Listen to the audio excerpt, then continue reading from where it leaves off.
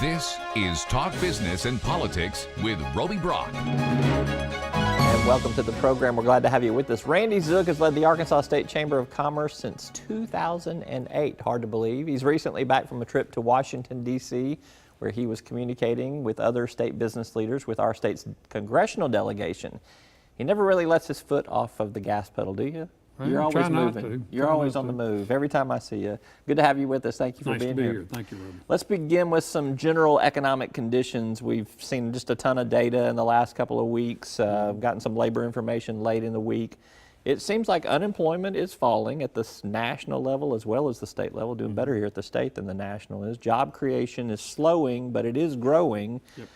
But there still seems to be a lack of business confidence. Why is that? Well, there really is, and I know it's frustrating to national leaders as well as state leaders who would like for things to be a little more positive, but the fact is that we still have our foot on the brake at the national level. Just incredible regulatory burdens that just keep rolling out of Washington nearly daily. Just there's some big challenge that the government puts in front of business owners and entrepreneurs, like increasing overtime costs, increasing minimum wage, healthcare costs continue to just escalate at pretty spooky kinds of rates. Mm-hmm.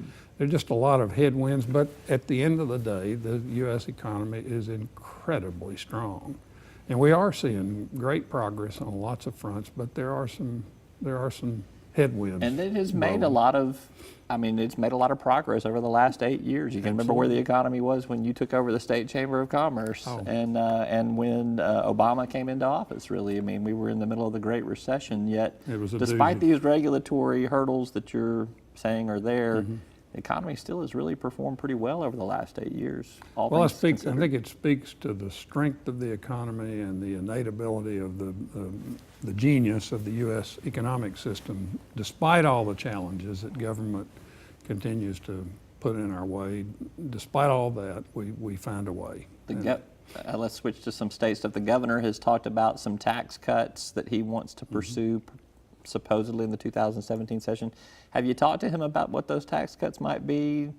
What do you think they might be, and how might they impact business? Well, we always talk in general terms about taxes. It's one of the favorite topics that the governor and I share, because taxes are a burden on business as well as individuals. And our position is to try to focus attention on some of the business taxes, especially those that keep us out of step with surrounding states, primarily in our tax structure. I hope some attention will be paid to the corporate income tax as well as the individual income tax. We have a relatively high corporate income tax rate, just as we do individual income taxes. So, there are other relatively small specific taxes that we would continue to urge attention to, but in general, any tax relief is a good thing. Good tax relief there. You guys have started a Be Pro, Be Proud workforce initiative. Tell me a little bit about what that is and what kind of response you're getting to it.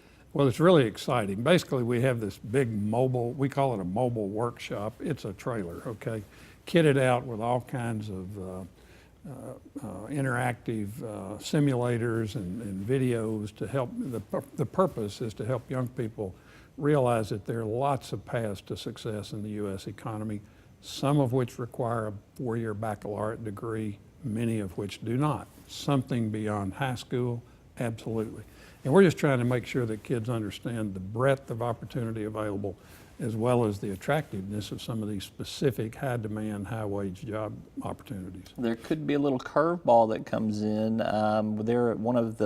There's 2 potential ballot initiatives that would impact medical marijuana. We're seeing in some other states where that is having an impact on workforce, where medical marijuana has been approved because it's in people's system. They can't get jobs, they can't pass drug tests. Are you concerned about that? Is the chamber going to oppose those initiatives? We definitely are concerned about it and want to raise a cautionary flag about, this may not be all it's cracked up to be. I think the experience in Colorado confirms that. Enormous range of questions, everything from do drug tests still apply for pre-employment physicals? Can medical marijuana cards trump the ability of an employer to test for drug use?